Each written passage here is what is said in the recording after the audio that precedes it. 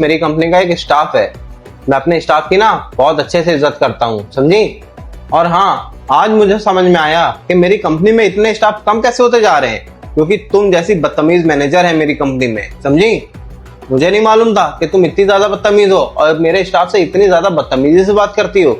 जब तुम एक सिक्योरिटी गार्ड की इज्जत नहीं कर सकती तो बाकी जो कंपनी में स्टाफ है उनकी तुम क्या इज्जत करती होगी।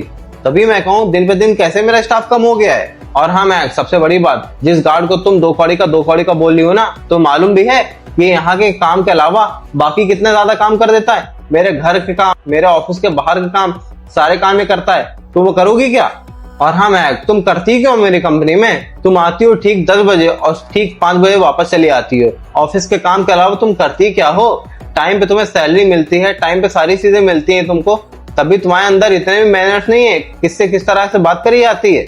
और महक, मैं तुमको 50 से 60 हजार रुपए तनख्वाह देता हूँ, समझी, तभी तुम इस तरह से ट्रीट करोगी। और मेरे ऑफिस के भलाई के लिए क्या ही कर रही हो तुम इतनी बदतमीजी से मेरे स्टाफ से बात करती हो। आज मुझे मालूम पड़ा, तभी तो दिन पे दिन इतना कम हो गया मेरा स्टाफ। वो तो मेरा नुकसान ही हो रहा है ना। जब तुम एक सिक्योरिटी गार्ड की इज्जत नहीं कर सकती तो पीठ पीछे तुम मेरी भी इज्जत नहीं करती होगी, समझी।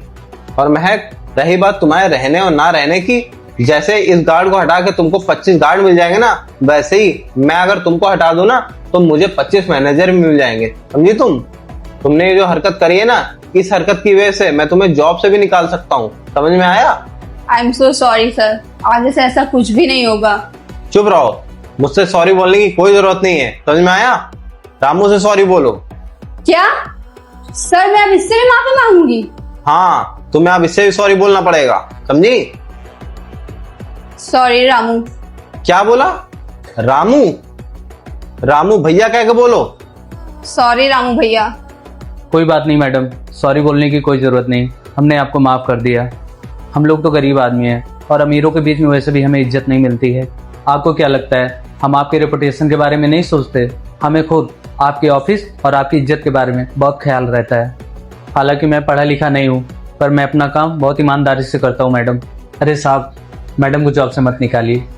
मैं तो गरीब आदमी हूँ, मुझे तो कोई भी सुना के चला जाता है। मैं कभी किसी का बुरा नहीं चाहता हूँ साहब। मैं लास्ट वार्निंग दे रहा हूँ, आइंदा से मैंने तुम्हें इस तरह से बदतमीजी करते हुए किसी के साथ भी देखा तो मुझसे बुरा कोई नहीं होगा। चलो निकलो यहाँ से। ठीक है सर। अरे कोई बात नहीं रामू, तुम एकदम भी परेशान ना हो, यहाँ पे कोई भी तुम्हें कुछ भी नहीं बोलेगा, समझे। तुम आराम से यहाँ बैठो, चाय नाश्ता करो, मुझसे आके बातें करो, कोई दिक्कत नहीं है। मेरा ना ड्यूटी का टाइम हो रहा है, तो मुझे अपनी ड्यूटी करने दीजिए। जाओ, तुम आराम से अपनी ड्यूटी करो।